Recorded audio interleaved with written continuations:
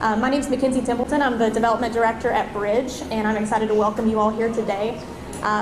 We have a lot of people here from different industries, different backgrounds, representing lots of organizations here in our region and across state lines. And I think if there's anything we can all agree on, it is that the importance of our airport and what it does for our region. So we're excited to have an exciting opportunity that we wanted to present to you all today. And so we brought in a lot of different speakers to be able to speak to, again, the importance of what this is, not just for each individual organizations, but for the region as a whole.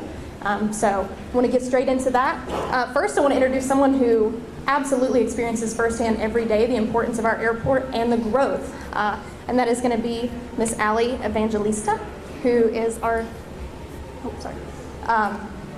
sorry about that. She is here, but you will get to speak to her later. First, we're actually going to be able to speak to Jerry Caldwell, who is the General Manager of Bristol Motor Speedway. If he would come forward, we are going to hear from him about exactly why this is important here today. Thank you. Thank you. I'd rather listen to Ali too. Get Ali up here. Welcome everyone. So glad to see your smiling faces and to see so many people from across the region, across state lines here. Part of this was to just celebrate, I thought, John Rose's one-year anniversary of working for Bridge. Let's give John a hand. John, thank you for the impact that you're making and all you're doing. Appreciate you.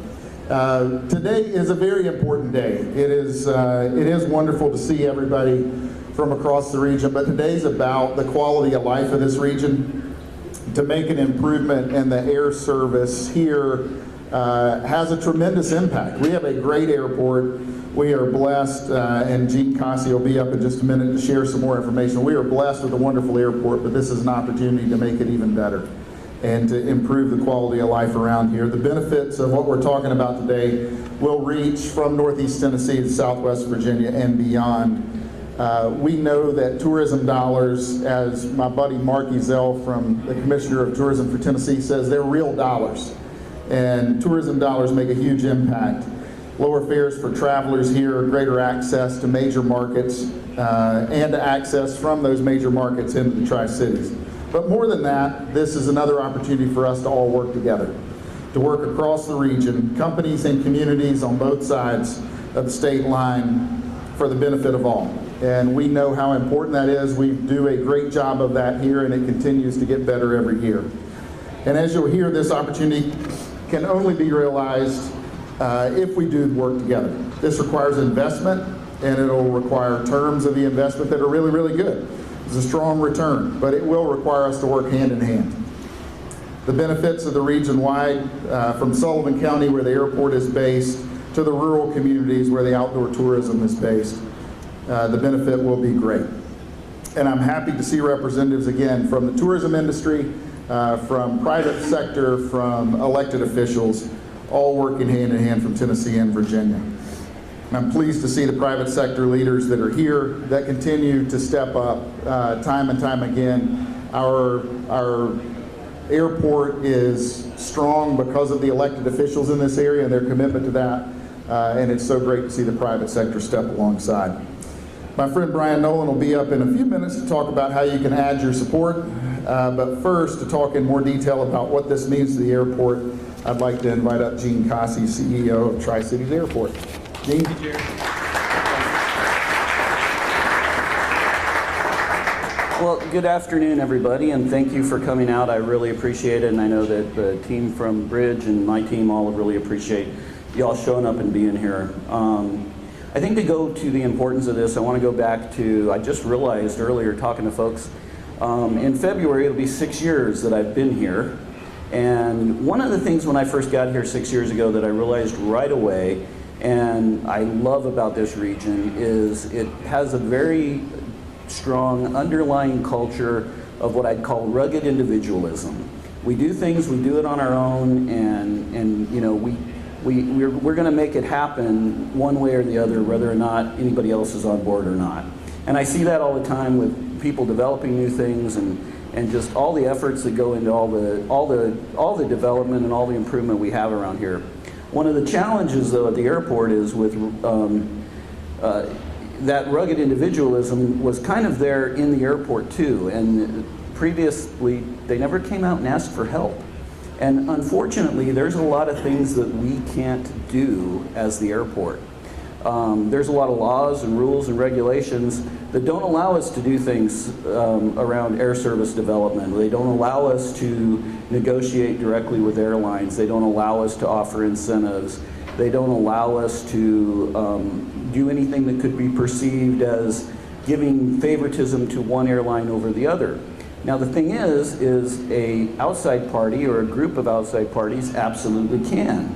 Well, Christy Halsey's in the group here. She and I, when I first got here, sat down and said, how can we start getting people on board with this? And so we started going out in the community and talking to all of you about how we can partner together, how we can build up a coalition of the regional members of our area that can make change happen, change that any one group couldn't make by themselves or that the airport couldn't do, even if we had the means to do it because it was illegal. So we just started this constant going out, talking to y'all, listening to you, hearing what you need, but then again, telling you where we are. And a few months ago, John Rose came to me and said that he and the bridge were willing to step up and be that third party that could coordinate these efforts for us and do the things that legally the airport can't do. So we were very excited when that happened. We were very grateful for what John and his group and his leadership are stepping forward and willing to do for us to make this happen. Because again, no matter how important it is to be able to be in that place where you can stand up and take care of yourself no matter what, there are times when we need to come together and we need to make things happen as a group, as a whole, as a regional unit.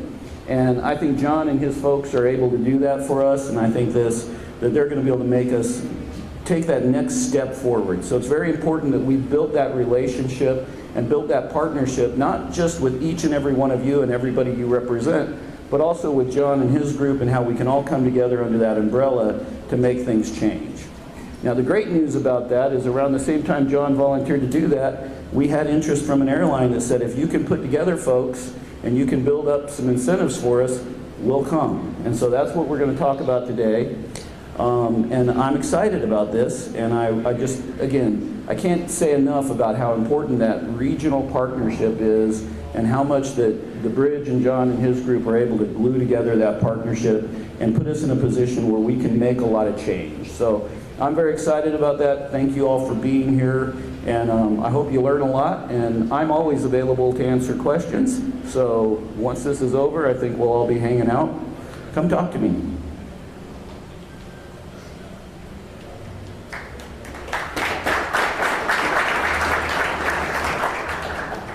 Thank you, Gene. And it's exactly as he said, with that opportunity, we wanted to make sure we brought in someone who could speak to that exact opportunity and give you all the details on that, because obviously we're not the experts in air service, and we want to be able to turn that over and use those data-backed decisions to make sure that this is something that would be sustainable for the region and something that grows too. It's not just successful in that first year, but we hope this is something we can build on for years to come. So with that, I'd like to introduce Kirk Lovell, who is the air service consultant with Mead & Hunt. Has been a phenomenal partner with us here at Bridge and with the airport, and is always giving us just the absolute best information that he can, and he's going to share that with you all here today. Thank you.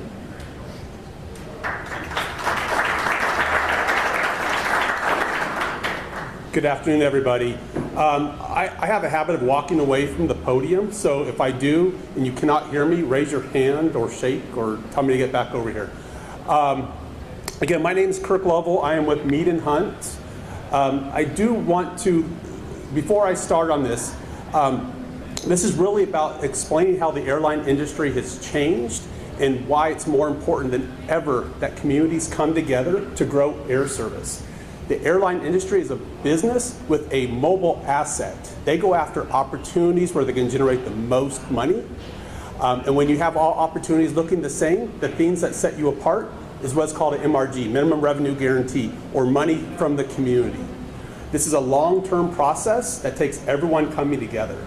But I do want to show industry trends to show why things have changed in the industry and how the airlines have gotten smarter and why the need for government, public sector, and the airport to all work together. To move things forward, everyone needs to work together. Without it, the team isn't strong and you're not going to win. You're not going to get the air service you need to grow the community from a tourism side, economic development side, quality of life, etc. So real quick, Mead and Hunt, we are a 1,300 person firm. 50% of our business is in aviation, but we're in a very niche part of the company. We focus on air service development. We look at the economics of aircraft, of markets, and develop business cases and strategies for growing air service. We work with small communities, large communities, government, DMOs, etc. So this is just the air service team, the blue dots where we're located, and some of our clients listed. So now to the exciting fun part. This is the part where you'll probably go, why are we talking about this? But again, it's to understand the industry and what's going on. And anyone who understands in business and likes to watch and read the Financial Times and understand what's going on and why did they make that decision and not this decision, this is what we're going to kind of get into at a really high level. There's a whole bunch of pretty lines on here. I do want you to pay attention to the seats. Back in the 90s, the disparity between the blue line and the green line, your supply and your demand. Airlines used to fly a lot of empty seats. Remember when everyone had the middle row empty and you felt like this is great? Well, every middle seat empty is lost revenue to the airline. They couldn't afford to keep doing that. And I'll show you why, because they weren't making money when that seat was empty.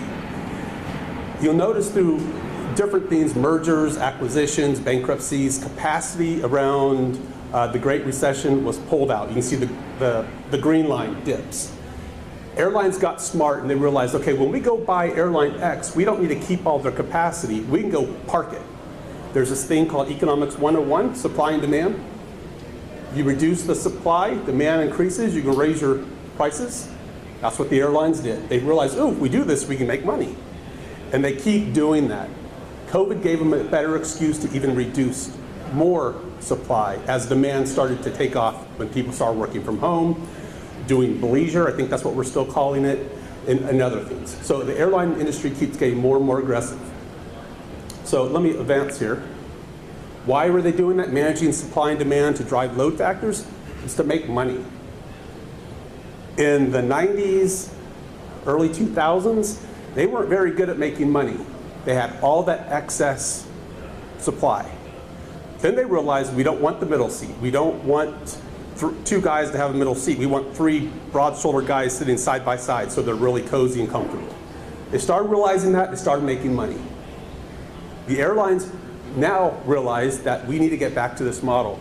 COVID wiped them out for a little bit. Now they're quickly rebounding to where they were. Now the profitability isn't equal amongst all the airlines. But again, that's a different topic. And I haven't moved away from the podium yet. All right, so this is just looking at the industry. The industry is resilient. Demand's always going to come back. No matter what you have, industry keeps coming back. People want to travel. They want to travel by air. And that's what we're seeing here. We're seeing the airlines preparing for growth, continued growth. Seat capacity is at 9% going into 2025. So they're expecting demand to keep growing. They're expecting planes to get fuller. There's a big difference, though. The number of departures remains down.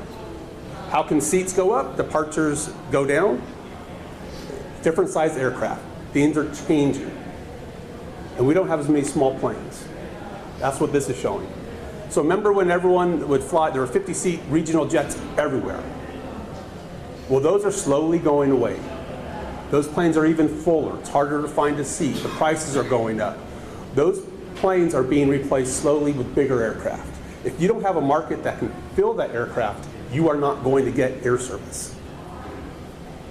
So you're looking at this, you can see in this bright green, average size of the airplanes are now 150 to 200 seats. Those are big planes. Big planes require more passengers. And you think, oh, only 150 people.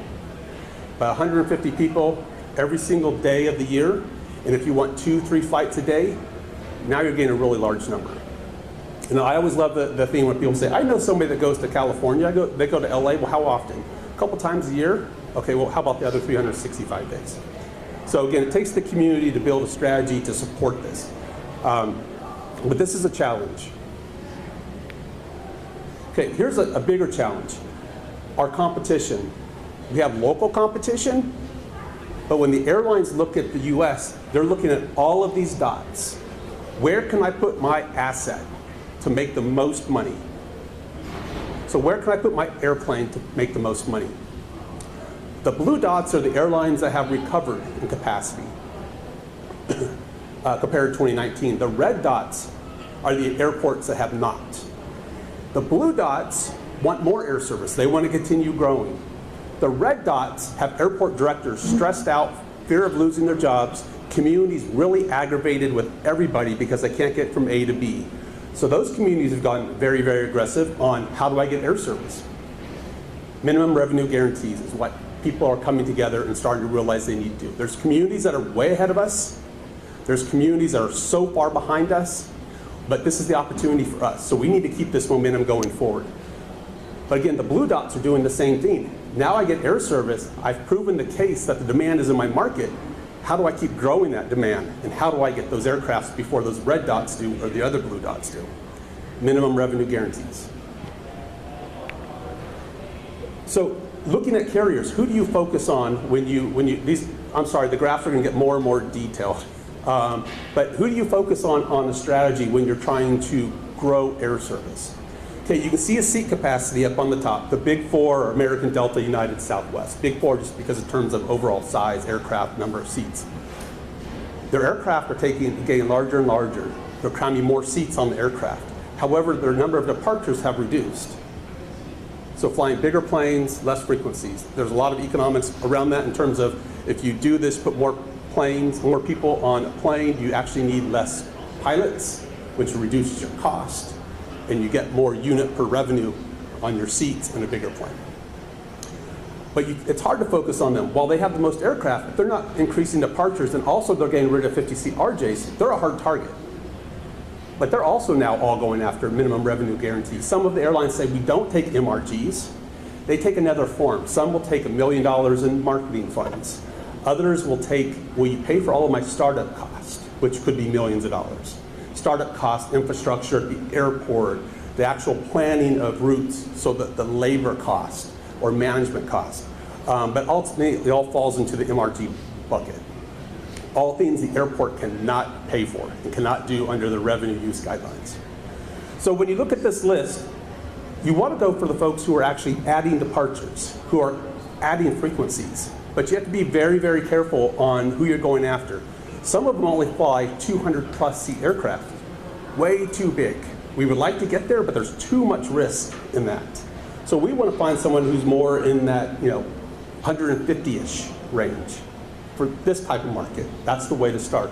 So we can get scale and get multiple markets. So again, these are the things that we look at. But we also have to understand what the community wants. Right now, the carriers that are growing rapidly are growing leisure. And as a business person, to support something like this, why for your business do you want leisure? Well, there's a lot of reasons. The first off the top of my head is quality of life. However, indirectly, when you start getting leisure passengers off of your legacy carriers, airlines have a yield management system on how fares are put out there. So you go look at a fare right now, and tomorrow you look and it's gone up 30%. That's because X number of seats have sold. If you take those leisure passengers off and stick them on another plane, yield management actually starts going down and your airfares start decreasing for your benefit. And now you can actually find a seat on the legacy carrier. So indirectly, it starts to impact the business. When a disruptor comes in, these folks with all the green dots, that causes another thing, causes market stimulation. Market starts growing.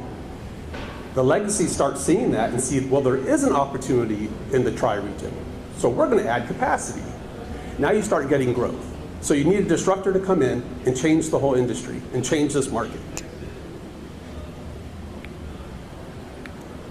Okay, so airlines got really aggressive for asking for MRGs during COVID and now after COVID. Airlines in desperation move, trying to save themselves during COVID, parked all their planes, basically let majority of their pilots go. After the COVID started coming back, demand, revenge travel came back. They didn't have pilots anymore. Now pilots realize how much even more important they are, and they've started bargaining for more dollars. Well, if you want us to come fly, you're going to have to pay us more. We are the NBA All-Stars.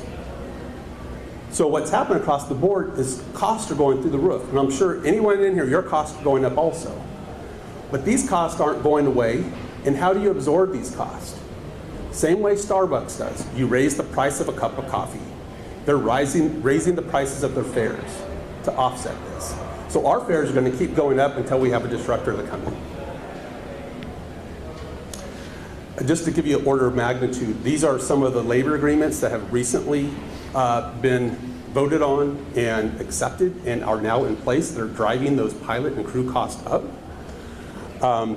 These are just a couple of year contracts. Frontier is getting ready to go out and renegotiate.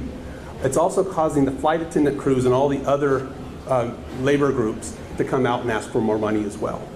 Not our problem, it is our problem because it drives the fare price up. So this isn't going away either. So this is going to keep having an impact on that. Airlines are still bullish. And this is going to be really hard to read. This is just showing airlines have aircraft orders. Now, if we can get the the manufacturers to solve the supply chain issues, the labor issues, and actually deliver aircraft, they'll start putting those aircraft into the system, which right now is delaying some airlines from their growth. And the delays are actually causing those airlines in Q1 of 2025 to actually contract. Also, some of the airlines, there's Spirit on here, who's filed for bankruptcy. They've deferred a whole bunch of aircraft orders. So again, go through this. You can see the growth in 2025, 381 aircraft. That's not a net gain. Airlines are also retiring aircraft. Getting the delta between those two numbers is hard because airlines will retire aircraft and then pull them back out of the system and start flying them again. So again, it's hard, but that's how many planes are on order set to be delivered, assuming that manufacturers can get the supply chains going and their assembly lines going. All right, so boil this down to try. I told you in the beginning, airlines are managing supply, demand to drive load factors. We're following the same suit. Our load factors are a little bit lower. However, that's because we connect into majority of hubs. And hub-centric airports tend to have a little bit lower load factor. But we are going in the same direction. We are utilizing our assets. You can see, again, back in the day when we were flying empty planes, not anymore. Everyone gets on a plane now, it's full. The plane I flew on last night was 100% full. Okay, so this is looking at, okay, so what's the history of this area? And why was Tri in this region left out in the cold back in 2017, 2019? From a strategic standpoint, from network planning, you would want to come in and find a big market. And if you happen to have two other markets on the same size of greater size, you're going to go into those markets knowing you can steal all the traffic in the middle. It's a strategy of how do I make more money and how do I make sure I get a monopoly and it's mine. That's what happened here. It wasn't because the airport and the community wasn't aggressive enough. It was because the airline that started this growth, Allegiant, saw that opportunity. So you have about 1 million people in your catchment area that actually live closer to Tri than the other two airports. But they're losing the majority to the other airports. The same thing that happened about the airfares. And so you see the average fare delta here. Spread. So here's what's impacting us. We need to have a disruptor change these pie charts. Our pie chart on the left needs to look like one of these two on the right. We need a whole bunch of bright green, yellow. We only have 11% right now. That's an area of focus. Okay, so this gets complicated. For the business folks, this is where, when you start to remove those leisure people from the legacy carriers, it starts to drive traffic other places and drive fares down. Most people think of Orlando as Mickey. There's a lot of business and a lot of strong business in the Orlando market. You can see the fare discrepancy here, but focus on to Denver. is more of a business market. Maybe you fly there to go skiing, but majority of people are flying there for business. The fare discrepancy is because people have been removed from the legacy carriers and moved on to a low-cost or ultra-low-cost carrier, driving the yield down, making it affordable for people to fly out of those airports to Denver.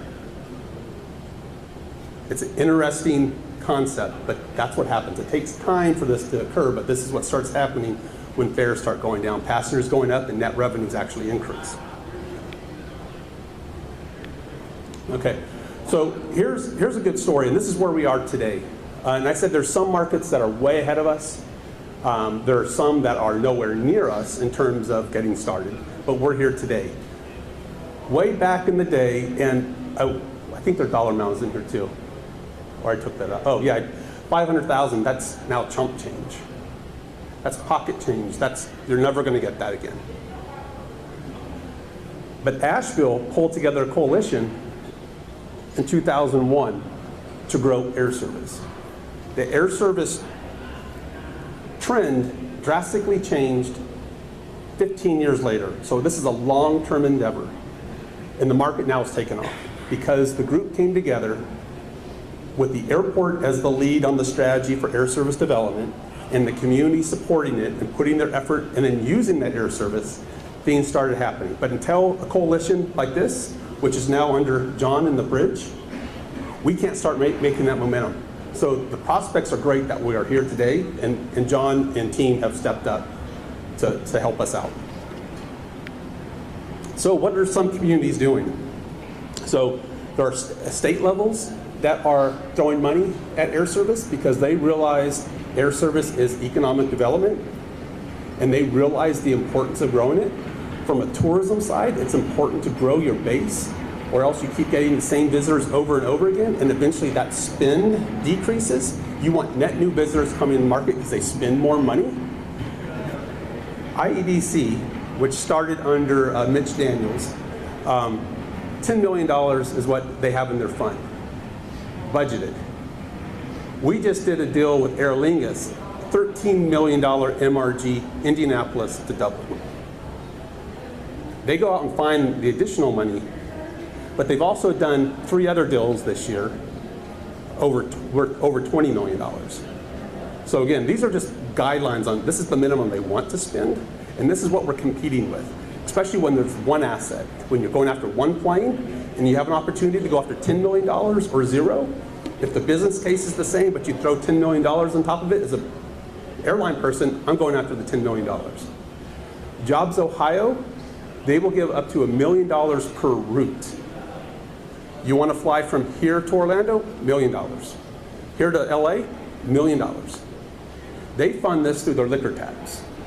So unless people stop drinking, that fund is not going away. So that's a state level. Here's some communities that have used ARPA money. They've used other funds. They've used accommodations. They've used all types of funds. I mean, heck, if John had $3 million and he wanted to write a check right now, you're not going to do that, are you? We could use his money and give it to an airline. But these communities are getting aggressive and very inventive on how to find money. But you can see Charleston, West Virginia with Breeze. You can see Cheyenne with SkyWest, which is actually a subsidiary of flying for United. And you can see what other communities are doing. There's a long list of this. There's other states right now that have legislation that is going up for approval to start funding air service as well. So why? Airlines no longer are waiting years for markets to become profitable. They want airlines to be profitable from day one. You're not going to find markets that are profitable from day one. There's a huge cost to starting air service, enormous. So this is just looking at, and if this wasn't in the COVID years, this is actually the same trend you'll see for other markets, but I wanted to use something local. This is Tried at DFW. And it's typically a 2 to 3 year period before the airlines start making money on a route. All the business people in here are saying, I would never start an airline, right? 2 to 3 years to actually make money. Airlines can't afford to do that, nor do they have to do that anymore. They're looking for someone to offset that loss for 2 to 3 years until they start making money. Why can they do that? because their planes can move wherever they want. And if something doesn't go well, they just move the plane. Nobody can, you guys can't move your assets that easily. They can. So again, several years until it starts breaking even. So this RASM, which is revenue per available seat mile, it's a metric that we use for calculating cost. And sorry, this is the PRASM down here is the same as RASM, it's just passengers per revenue per available seat mile. But we hit in 2022 and 2023, that is now the network average. So we finally hit that level of where we're making money. Now, just to go a little side note here, now we hear the frustration is why do they go from 2 times in the summer to 1 time in the winter? Well, because of demand. They know when the market will make the most money and when they can add capacity and drive their revenues. Demand is not strong in the winter months, so they move that asset down to Florida and don't serve us. When our demand picks up, they move the plane back. So anyway, just to answer that question, because I know someone in here is going to ask about why does DFW go from 1 to 2. All right, so this gets really complicated. This is starting to break out what a minimum revenue guarantee is. Just some of the things that are in an agreement. You can try to negotiate as much as you want in this agreement. Some airlines will throw a variable in there on fuel cost. If fuel cost goes up, you pay the difference. And that can be a huge portion of the MRG if the fuel prices spike. Typically, agreement is about 2 years long. The airlines typically don't market it besides how they already market everything. So the marketers in here, you know that's not enough. Anything that you get is going to have to be marketed at a local level. You'll need someone like Neta or someone like that to market the heck out of this. Because you need to protect that investment and realize when this market is successful, and we're not going to go after any market that's not on paper going to be successful. We're not going to say, let's go after Paducah, Kentucky. That won't be successful. We're going to go after somewhere that the numbers make sense and we can see ourselves growing, as McKinsey was saying. We want long-term sustainability. So after 2 years, for marketing support. So we need that marketing support at a local level. So just give you an idea of a flight segment cost. A segment would be flying from here to Dallas. It's a lot more than that. But one segment for an airline, including the margin, and the MRG is going to say, they're going to say they want $10,000. So for a round trip, it's $20,000. Give you order of magnitude, flying to Europe, it's several hundreds of thousands of dollars per segment. So the airlines want some risk mitigation on that. They calculate based on the revenue generated, the ticket fee, the ancillary product, so whether that's baggage, drinks on the plane, anything along those lines. And just to clarify, all airlines charge ancillary fees. Some have great marketing gimmicks on what they do and spin it. All airlines generate revenue from ancillary fees, just to point that out. Accounting, not typically, the way it works is every month the airline will calculate its cost to operate. They're hoping it's within the $10,000 that they said. If it's in that, then they look at the revenue they generated, the passenger ticket revenue. And then every month they true up and say, Bridge, you owe us X. And you write X of a check to make that airline whole. And you do that for up to a 2-year period. I'll get to the chart over here on the right in a second. If there's an overage, we actually make money on a flight. We don't get the money. The airline keeps that money. You're going to realize that these agreements are to the benefit of the airline. There's so much in there to the benefit of the airline. We try to push things that benefit us, and we get very little in there. But again, there's all types of things we'll do, but we do not get that money. Again, this is an investment in long-term growth for the marketplace. This is actually based on the economic impact of air service. These are little dollars. Some miscellaneous things, there are sometimes out clauses. So if you look at the numbers and go, we just don't want to do this anymore, there is a fee with the out clause. Because the way airlines work is they have to, they have, for labor, for pilots and crews, they have to bid that out several months in advance. Once that is bid out, the airline has to pay those people, part of the labor agreements. They also buy fuel going out. So if we come in and we say, we don't want service anymore, we want you to stop now, The airline still has all those costs. They want to be made whole on that. So there is an out clause. So there's a whole bunch of things that go in here. One thing you don't want to see from your standpoint is you don't want to see the monthly numbers. You'll see those and you'll be terrified and you will run away because of how big the payouts are in the beginning. And that's what this chart is showing here on the left. The blue is the segment cost based on the number of segments during a month. And this one is just based on year-round, less than daily service. And you see the revenue generation, which is the green. As the market matures, based on pricing, the strong marketing that NETA will do, all the community using the air service that's available, not going to another airport, but using the service that's here, you start to get gains. You start to fill the plane up, yield management system kicks in, their fares and revenue start going up. Then you buy a drink for everyone on board, you bring 3-4 extra bags, you do all that kind of stuff to drive revenue. Over time, you start to see the spread shrink of loss. But you'll notice in 2 years, we're only made money 1 month. However, the difference shrinks and shrinks and shrinks. There are certain times of the year that are never going to be good. September, January, typically terrible months. If we can go and, hey, we'd love for you to fly here 10 months of the year, that would be great, but airlines don't want to do that. They don't have anywhere to put the plane for the month. So again, you see this is the improvement. This is what you have to deal with in terms of paying out. Is there a risk? Yes, there is risk. There's risk that it does not do well. There's risk that there could be another recession. There's a risk there could be something that could cause demand to tank and we're still stuck unless you want to do the out clause. But again, there is a ton of risk with this, but this is what communities that are growing are finding money to do.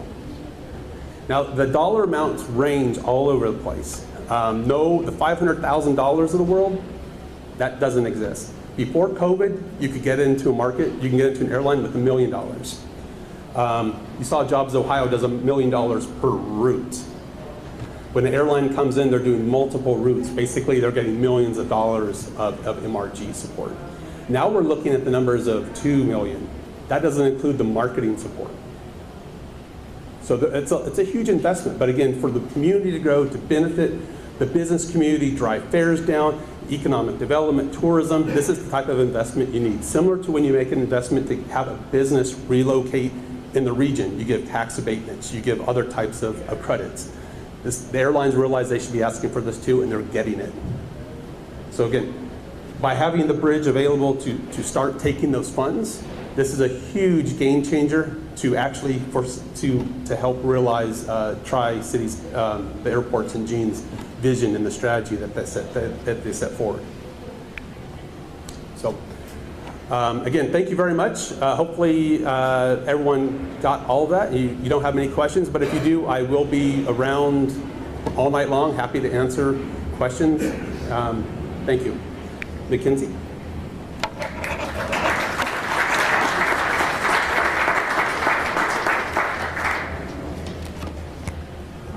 Well, thank you so much. Again, we just wanted to be able to share a more in-depth look at what that actually looks like about increasing air service at our airport. Because, we hear it all the time. A lot of us flying in and out of the airport, sometimes you wonder, why are things the way that they are? And it's not just so simple, is it, Gene? It's not always the ways that we think. So really happy to have Mead and Hunt able to give you all that data and give you a more in-depth look.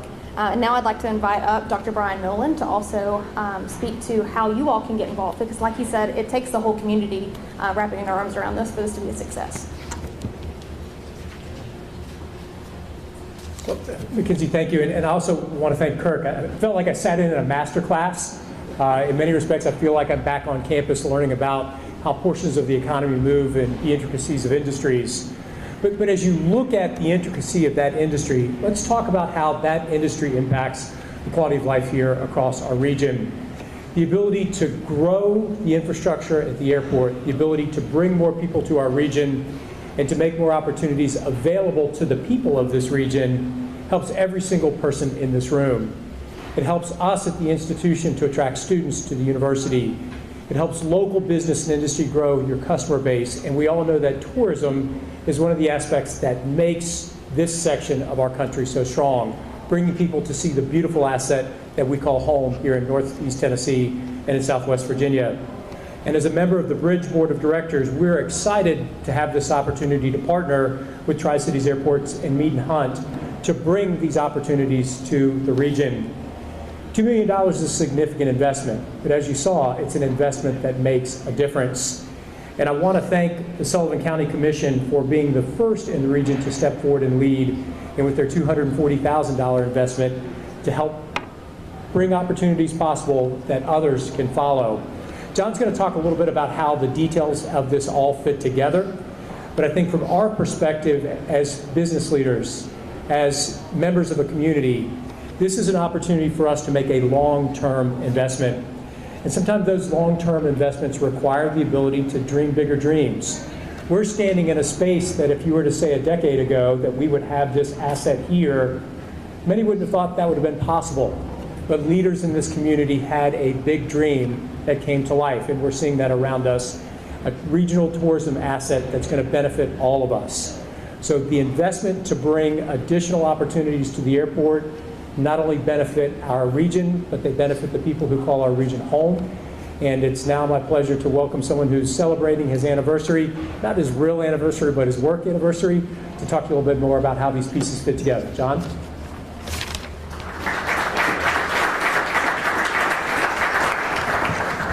I didn't know they were going to bring that up, but leave it to friends. They'll always do that. I'll put my glasses on when I have to read here in a minute, but we are truly honored that you joined us here today. And give you a few more details. We were excited about the opportunity to partner with the airport and their board, and we were also proud that our board supported it on the first phone call and the first vote. And so we do have a few board members here today. We have Richard Venable, Mayor Venable, Mayor Montgomery, and then of course Jerry Caldwell and Dr. Nolan. I don't think I've missed any other ones. But we also want to emphasize that already as we stand here today, the Sullivan County Commission has committed $240,000 to this effort over 2 years. And we are very appreciative of Mayor Venable, Mark Ireson, and Zane Vanover, and a list. There's about a dozen commissioners co-sponsored this, but it passed the Sullivan County Commission with a 22-0 vote, and that says a lot about Sullivan County and how they want to support regional tourism, regional support in our airport. So thank you, Mayor Venable and the Sullivan County Commission for getting this started off with a $240,000 contribution to this effort. We also want to say we're not allowed under contractual and non-disclosure agreements to say the exact city or the exact airline because there's a lot of competition when you come to bring a new airline to a region. What we can say is when I found out the cities, and I emphasize cities, you know, when we first talked to Mead Hunt, we were told to expect a $3 to $5 million ask, and we would get a major destination. And the first offer that we got was the one that Kirk has shared with you today. It's a $2 million ask over 2 years, and we get 2 major destinations. And why that is important is that those major destinations can fill those planes up with tourists coming back to the Tri-Cities, Northeast Tennessee, Southwest Virginia. And you may ask, what's the importance of having tourists here? I got it hot off the press this morning at about 9:30. I asked one of our tourism professionals, what does it mean when a passenger or someone visits this area and spends the night? For every time someone spends the night here, it is a $150 impact per person every night that they stay. And also, Netta, is Alicia here? Alicia Phelps? Hi, Alicia. Wonderful to work with. She's provided some data that tourism dollars, just not air service, but all tourism dollars, has a benefit to every person in the region. It saves around $400 a year in taxes because of the impact that tourism has in the region. So we're excited that we have the opportunity at a lower cost than expected, that we already have a partner on board, and we're also excited that so many of you came here today. I turned to a couple people and I was like, we are just absolutely humbled to have so many community and business leaders here.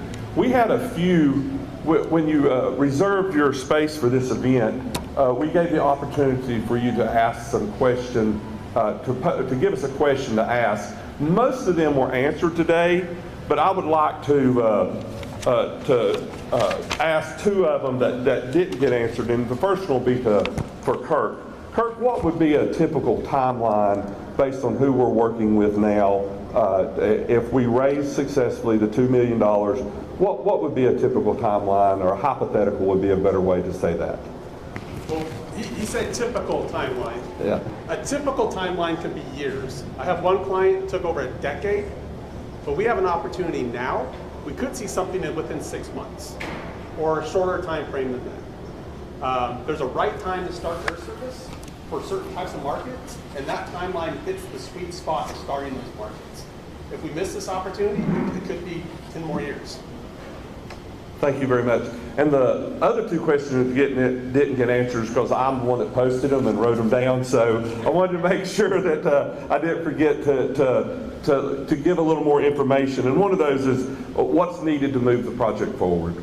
We need an opportunity to come and present to your boards, to your decision makers, the opportunity and what that means and how individual companies, individuals, communities, municipalities can support this financially so we can see additional air service at the airport. And then how to get involved. You can go to our website, info@bridgeregional.com. My entire team, myself, Mackenzie Templeton, Scott Robertson, Liz Bennett, and Rebecca Davis will be here along with Kurt Lovell and Gene Cossey to answer questions for as long as we need to be here. We've even ordered some food in later. That way, if you get hungry waiting in line to get your question answered, there'll be some things served. And so that is how you can get involved, and we are happy to come and meet one-on-one. We even had people that planned on attending here today that due to some power outages and stuff, they couldn't come, and they're like, when can you come and present? So we are happy to do that and would appreciate the opportunity to have some of your time to do that. Immediately after this, myself, Kurt, and others of our team will be available for the media just to my left around the corner. And then in about 30 minutes, 25 to 30 minutes, there'll be some food served. There is coffee, there is water here to our right. And I want to say again, Merry Christmas. Thank you, Allie, for hosting us. We do appreciate what we have been able to be able to present here today. And thank you for your time and energy in participating in this event. Have a great day.